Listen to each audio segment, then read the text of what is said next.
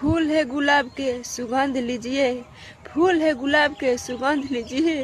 अब बेटी है गरीब के सपोर्ट कर दीजिए, पत्नी है गरीब के सपोर्ट कर दीजिए, बहू है गरीब के सपोर्ट। दोस्तों आज दोस्तों बहुत खुश है भैया, आज बहुत खुश है। देखिए खुशी के बात है, आज बहुत हम खुश है।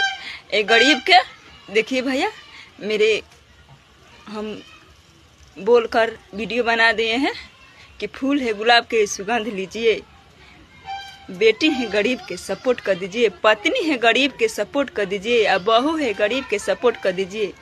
और ढेर दिन से सपोर्ट नहीं के मिलत का हिम्मत तोड़ दी भाई लोग, कमेंट में बताओ का वीडियो बनावल छोड़ दी भैया। ऑल इंडिया में ये हमार गाना चल रहा बा, बहुत हम खुश बानी भैया।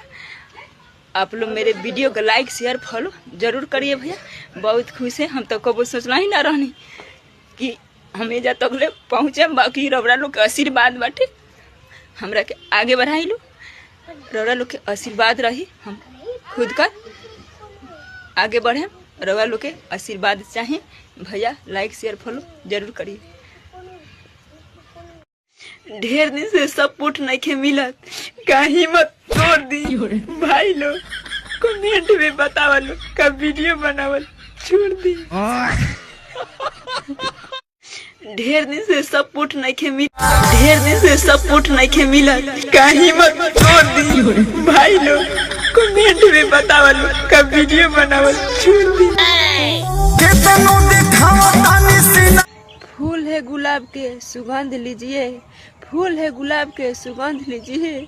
अब बेटी है गरीब के सपोर्ट कर दीजिए, पत्नी है गरीब के सपोर्ट कर दीजिए, बहू है गरीब के सपोर्ट।